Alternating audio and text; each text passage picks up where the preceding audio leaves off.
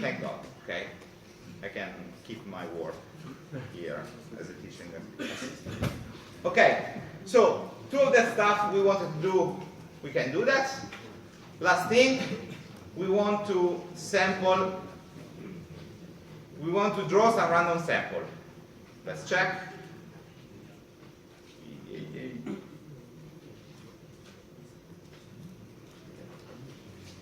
Oh, there is a function which is called random. Could it be? I think we should check if it is exactly what we expected. So instead of, this is just sampling a single random number from a Gaussian. It seems to make sense. We have positive, negative number. Let's try to sample 100 of them. And let's say, let's plot an histogram in order to understand if they are belly shaped.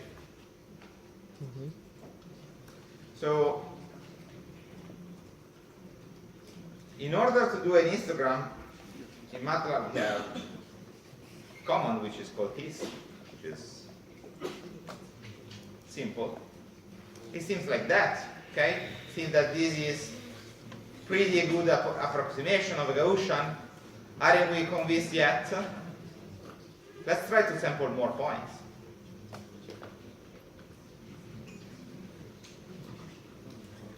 And maybe we can do something like that. So,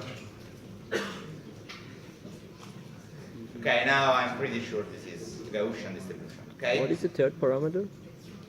So this last parameter is a parameter for the histogram in order to modify the number of bins we divided the data in. Okay. So it seems like Gaussian. We are effectively sampling from a Gaussian. Sorry, what's the second parameter of the random function? Okay, most of the time, if we call a function, for instance here, random without any argument will sample a single random number. If you use just a single number, usually it samples a matrix, a square matrix of that dimension. So if I want a vector, for instance, a row vector, I should say something like that.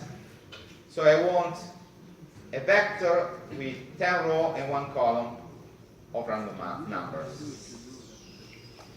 Okay.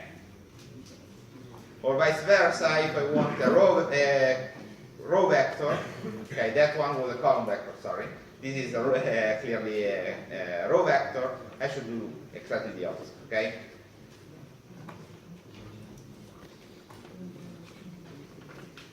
Again, I suggest you to read the paper I prepared for you, okay, about MATLAB. Okay.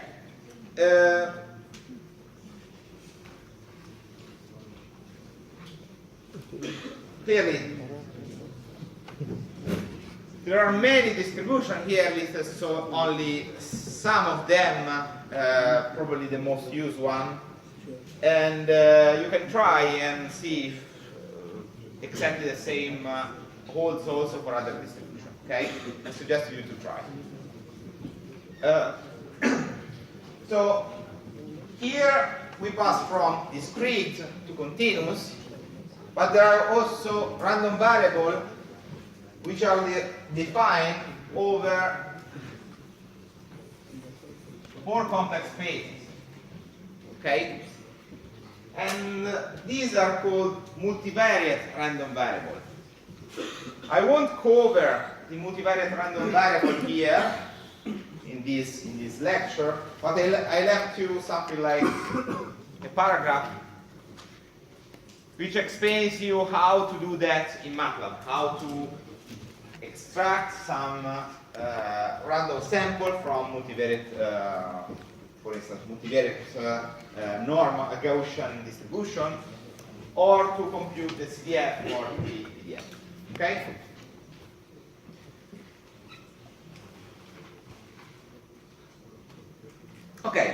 So from what I told you,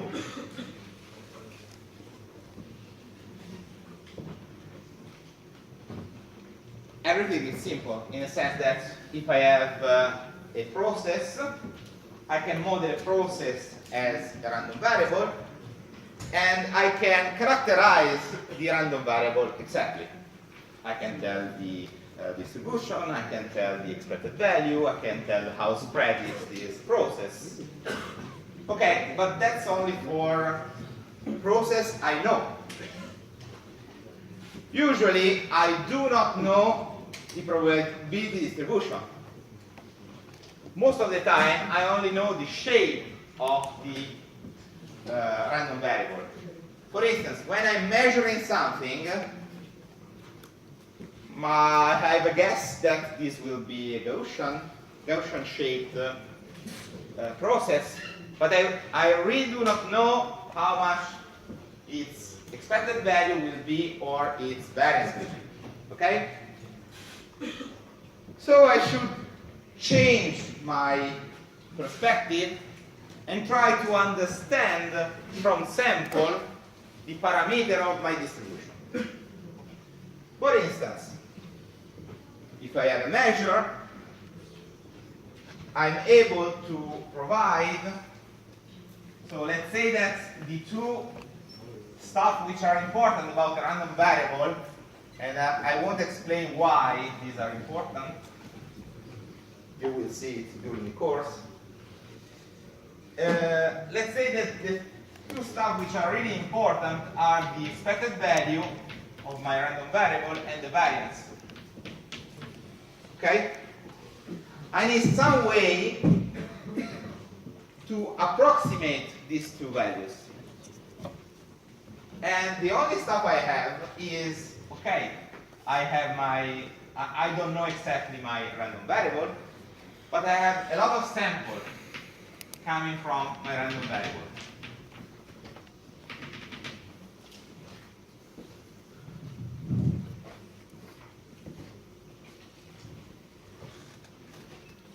Okay, long story short, we have ways to compute this approximation, and I think you know at least this one. How is it called?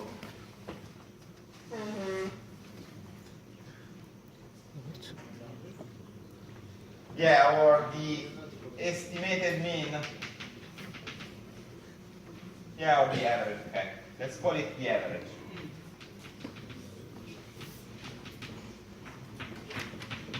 And it's nothing else but the summation of all the sample I have divided by the number of samples I got. And we have something which is similar also for the variance.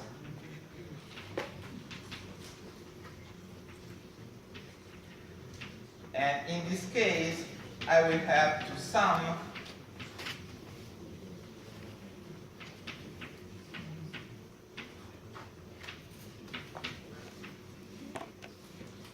all the deviation from the average. Okay. So again, it has almost the same shape as the theoretical one.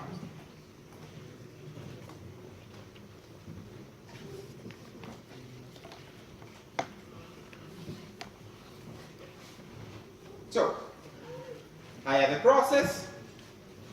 I model a process with some random variable. I don't know the parameter. I'm able to estimate the parameter. That's it? Again, no. Because how good this estimate is depends on the number of samples.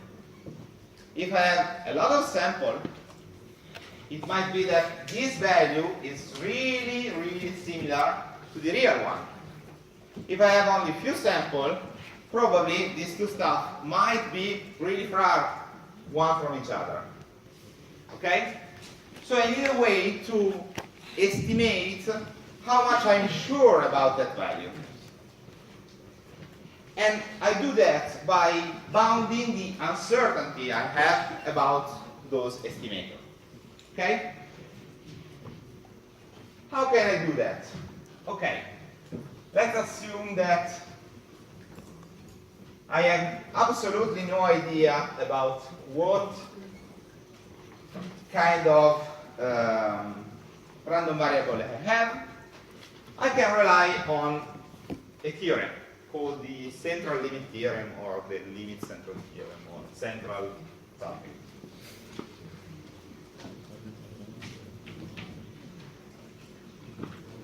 I know that from the central limit theorem that given a set of random variable IID. What's IID stands for? Independent and identically distributed.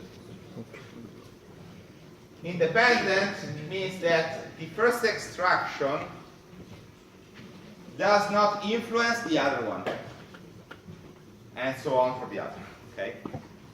Identically distributed means that they are all drawn from exactly the same random variable x.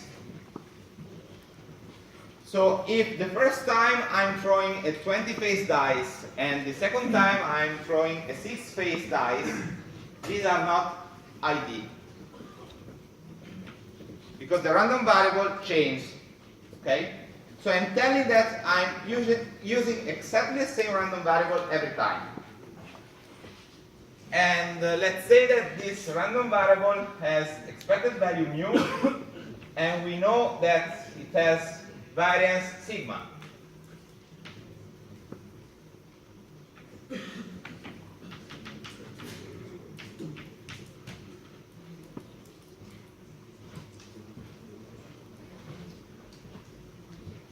The central limit theorem tells us that the average, the estimator for the expected value, divided by 1 square root of that.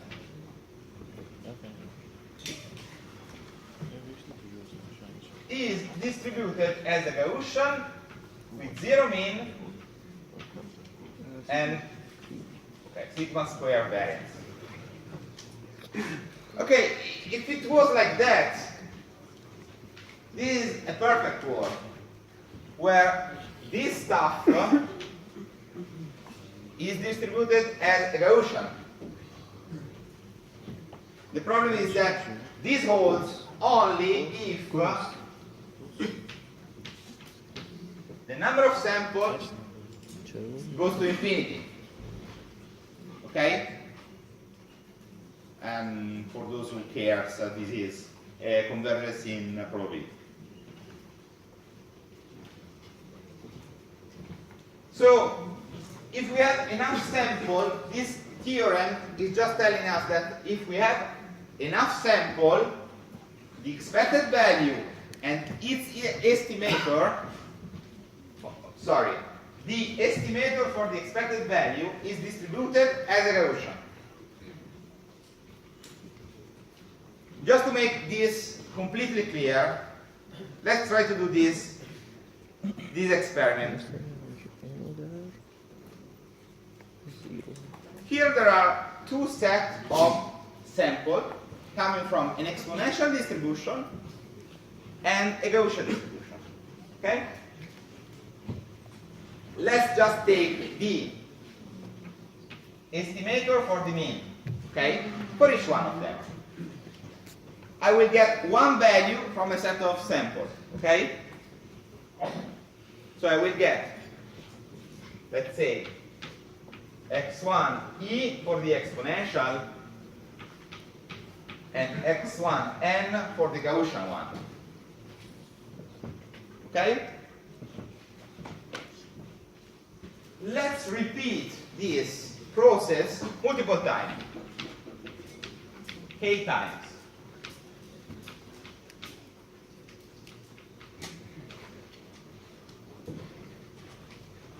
And let's try to understand what's the distribution of this stuff.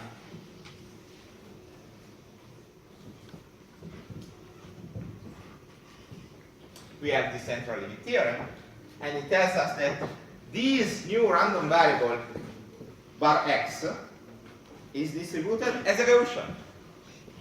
So I just tried to do that thing. I generated here two different data sets. One for the exponential and one for the Gaussian. And then I repeated the operation. Each time I computed the estimator for the expected value for the first one and for the second one. And then I plot the histogram in order to understand if these data were distributed as a Gaussian.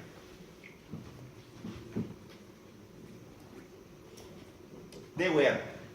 Okay? The first graph is for the estimator for the expected value for the exponential, while the second one is for the Gaussian one.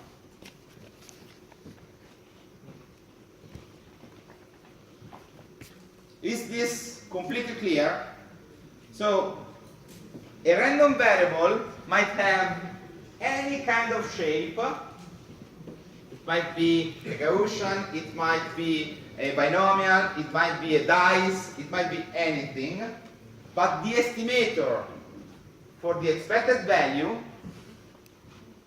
if you have enough sample, will be distributed always as a Gaussian.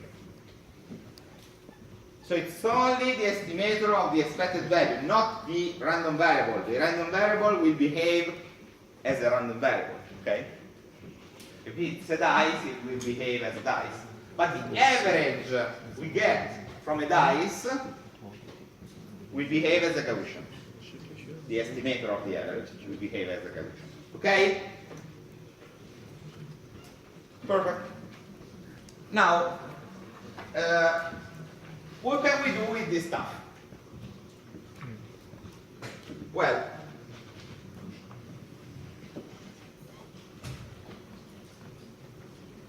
let's write it in a slightly different way.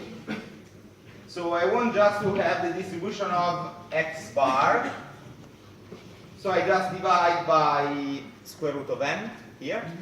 And so this becomes a Gaussian with 0 mean and sigma squared divided by n variance. And if I switch the mu on the other side, I will get that x is distributed like a Gaussian with mu and sigma squared divided by n. Okay? When I multiply Gaussian distribution by a value, I will get exactly the same distribution, but with a variance which is that value squared times the variance. Okay? Okay, so I will have that this value is distributed as a Gaussian with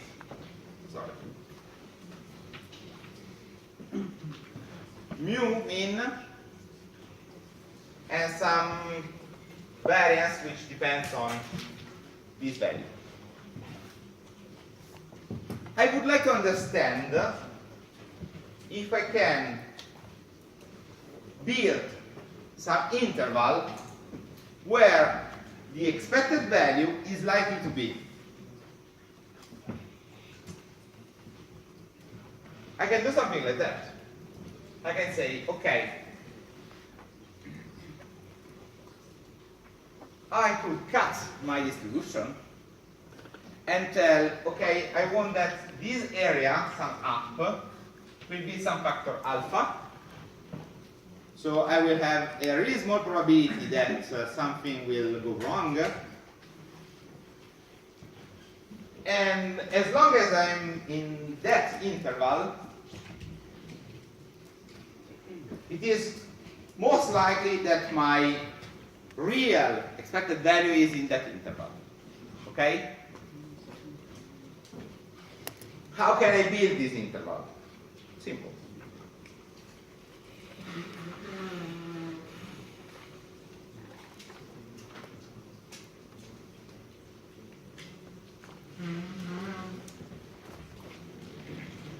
I want to do something like that. I want that the probability of x minus mu less or equal than something is exactly equal to alpha. Let's also divide by the standard deviation.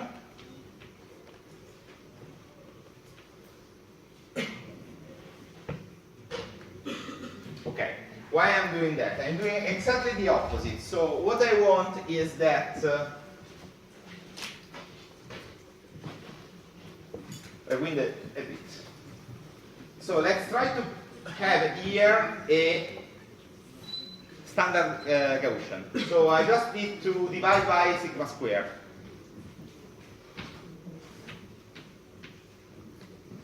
Again, not sigma square, because when I multiply a Gaussian by sigma, I will get a Gaussian with a variance which is equal to sigma square. Okay.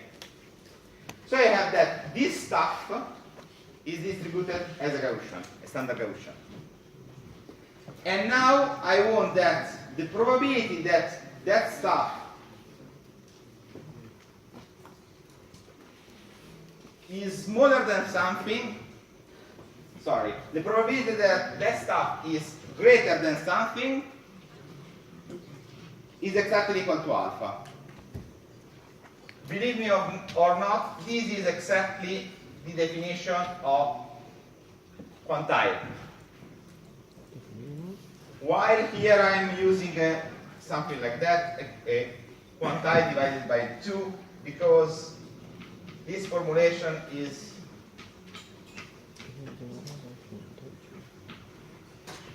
exactly equal to this one.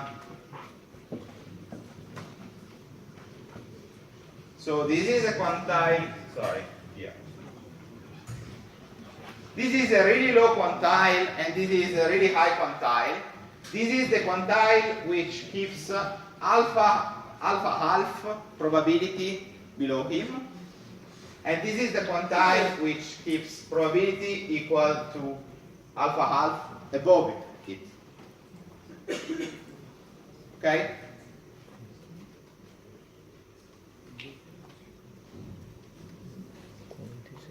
So from this stuff, I can say that mu, okay, so I found these 2 points, which are the points I want to use in order to say, okay, if this happens, the probability that mu is really far from x bar is small enough. How much small? Alpha. Okay? Excuse me, could you say what do you mean by quantile? What about? What do you mean by quantile? Oh yeah, okay. Sorry, I don't remember. I thought you had the... Okay. These are the standard quantile. A quantile Z of alpha is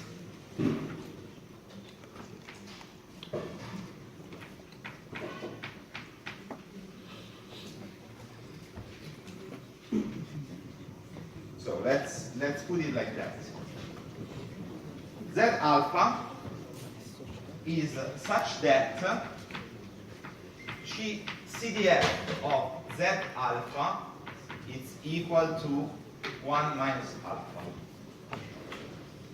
So that's the point in my input space, in my event space, which has probability, cumulative probability equal to 1 minus alpha below him. Okay? And so, okay, there was another quantile there. So, Z1 minus alpha is such that CDF of Z1 minus alpha is equal to alpha. You can define it like that or exactly the opposite. Sometimes in some books you have exactly the opposite definition. Okay? It depends if you want to keep alpha probability on the left or on the right. Okay, so let's go to the interval. How can I build the interval? Well, from that inequality, I can say that my mu is between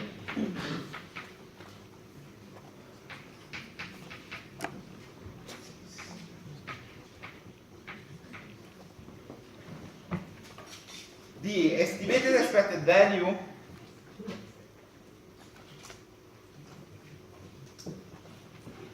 plus a term which depends on the variance of the process, which depends on the quantile I've chosen. If I want a really small probability, this quantile will be really high, okay? For instance, if you want z of 0.99, you will have something like 1.96. While if you want 0.99, it should be something like 5, roughly. And trust me, here you have something which is similar, and it can't be different from that since the Gaussian distribution is symmetrical, so also the if we decide to have exactly the same alpha on the left and on the right, we will get exactly a symmetrical interval. Okay? So this way we are somehow telling, okay, I have an estimate about my expected value, but I also have an interval where it is most likely that my real expected value will fall. If this interval is really short, then probably I'm fine, since there won't be many values for which I'm likely to have, for which my mu can take value. While if this interval is large, then I'm not sure about what's the real value for the expected mean. Sometimes, or in other courses, you will have to decide which kind of n you want to have, so how many sample you want to draw in order to have an interval which is short enough. Okay? Here we are only interested, okay, I have a set of data, I want to understand how sure I am about some parameter. That's the formula.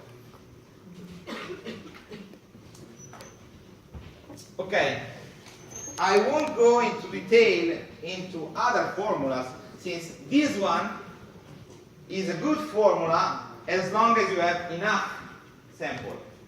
If you do not have enough sample, the central limit theorem does not hold, or hold only approximately. So you can use other inequality in order to get this interval.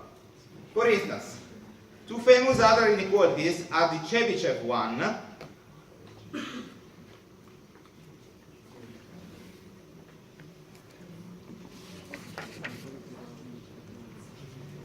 this one, okay?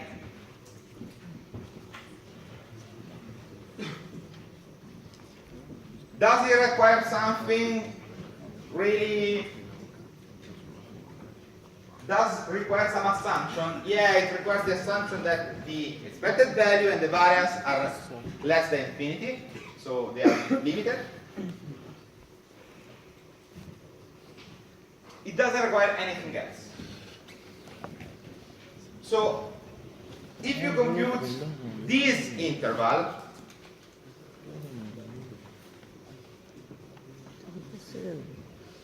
this interval holds for any n.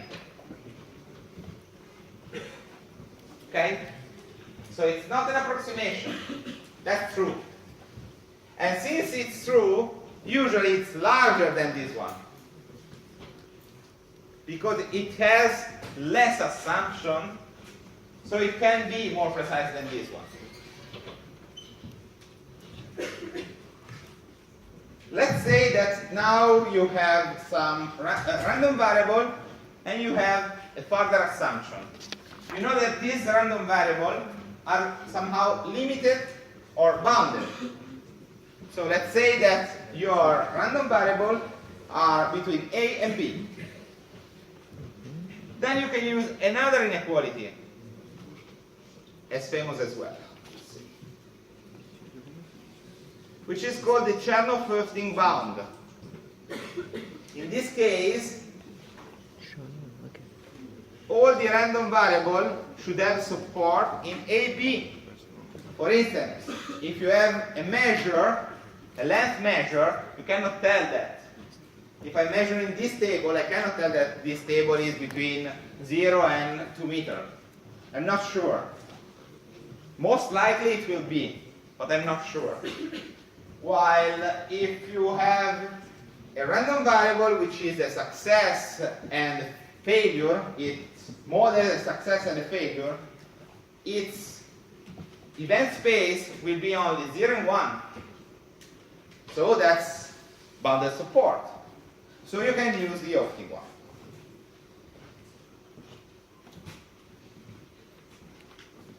How's the Höfting one with respect to the length, with respect to the other two?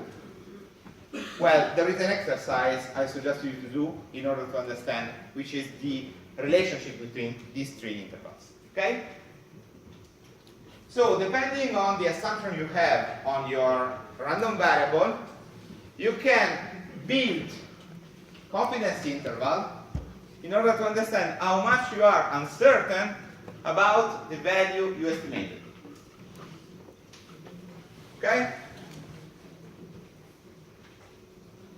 So, whenever you estimate something, we do not care about only the value, we also care about how uncertain we are about the value. Okay?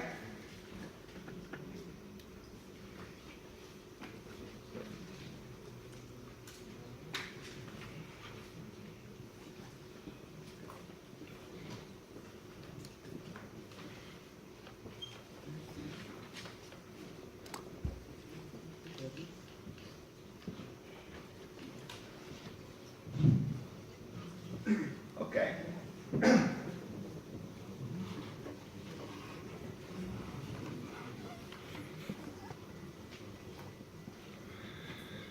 So, up to now, we were answering the question how much we are certain about something, about some estimation. Another question we could have is it true that my estimate is similar to some value? For instance, I'm assuming that this table is 3 meters long. Then I perform some measurement. 2.9, 3.1, 3.5, and so on and so forth. How can I be sure that I was guessing right or wrong? So, the question I have in mind is it true that my x is equal to mu 3 meters, or it is that it is not?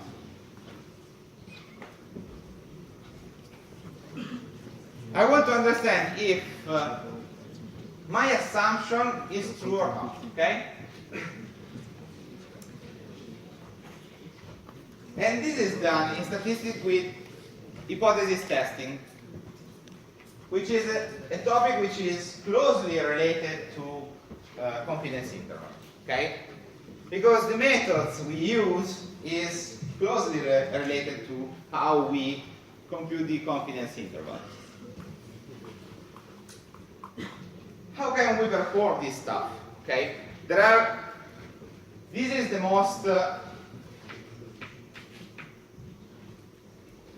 most simple case, but I can ask other question like, I have two estimators, are those the estimators equal or not? Or can I assume that the value I have is greater than some value or smaller than some value? Okay, so let's focus just on this one. If you want more detail, I just reference a book, the Montgomery one, where you have plenty of statistical tests. Okay? So in this case, let's say that this is a measure, so it's the empirical mean. We know that from before that this is distributed as a Gaussian with this parameter.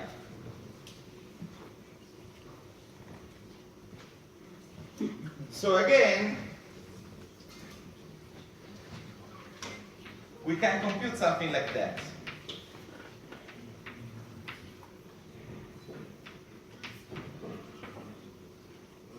And this is distributed as a standard Gaussian. Okay? If this holds, then this implies this one. Okay? I have a Gaussian distribution, I just shift the Gaussian distribution, I just reshape it a bit with respect to the variance, and I get a standard distribution. Now, this value, t, which is called test statistic, is likely to be near to 0. In that sense, if t is distributed as a Gaussian distribution, its PDF will be something like that.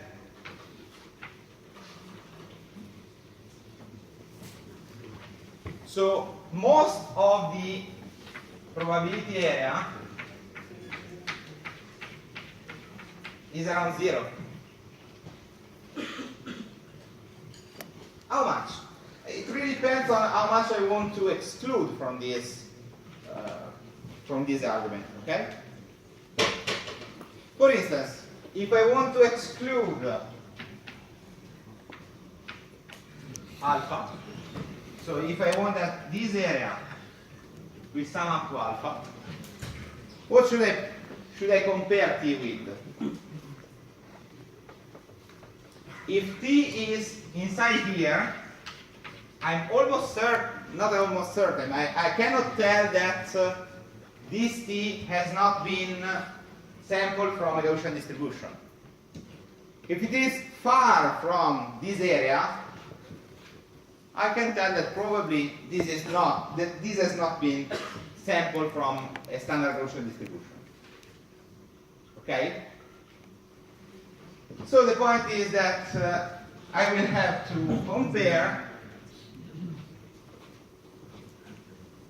my test statistic with some quantile. If the test statistic is, in this case, let's say, here we have equal versus different than, so probably I want to consider both this area as a failure and also this area as a failure. So if it is higher than, for the definition I gave, like that, so the definition was, let me check.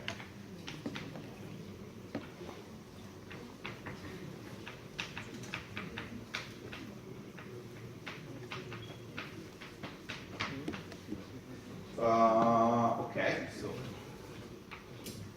this should be this, or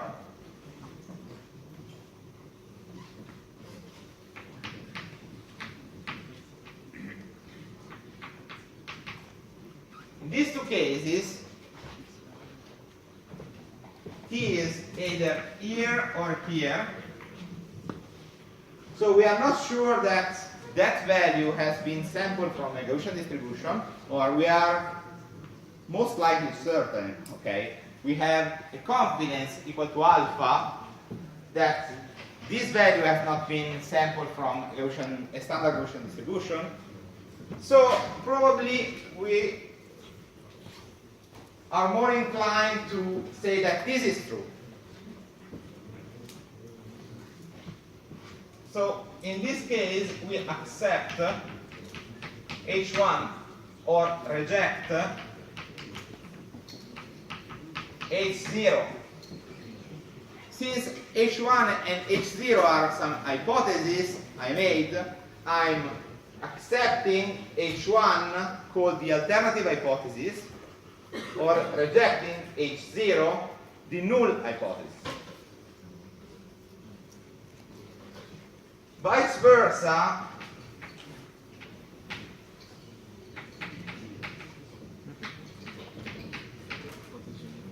if we are in between, let's say it is more likely that we are in this region. Well, yeah, it is more likely, but it might be that if we get many more data, that we would reject that hypothesis, okay? So in this case, we say that we do not reject H0.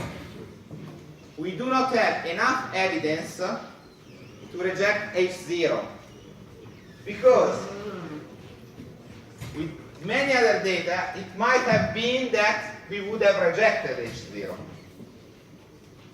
In general, in statistics, it is quite simple to tell that two stuff are significantly different. But to tell that two stuff are equal one to each other, it's really hard, okay? And hypothesis testing is one of the examples. Now,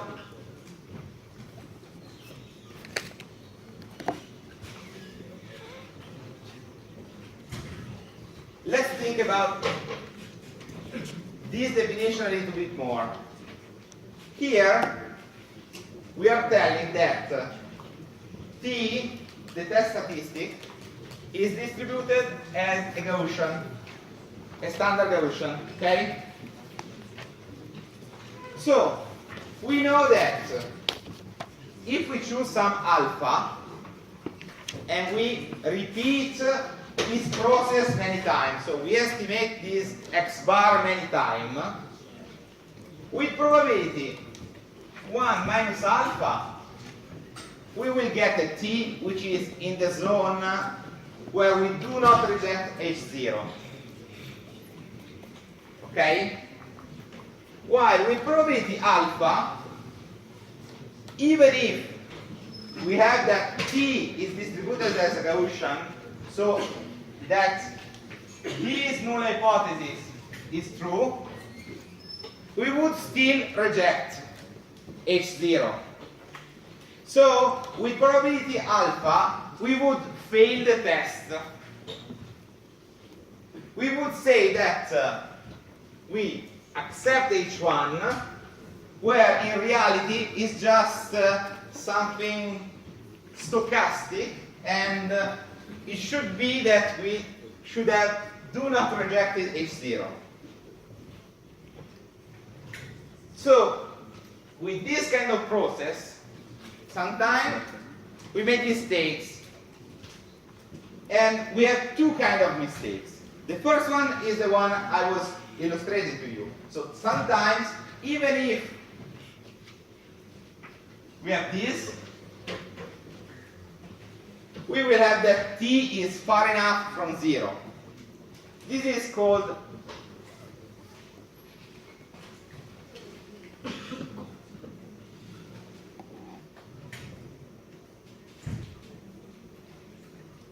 type 1 error. So, the truth is that H0 holds, but we tell that instead is H1. And this is the type 1 error.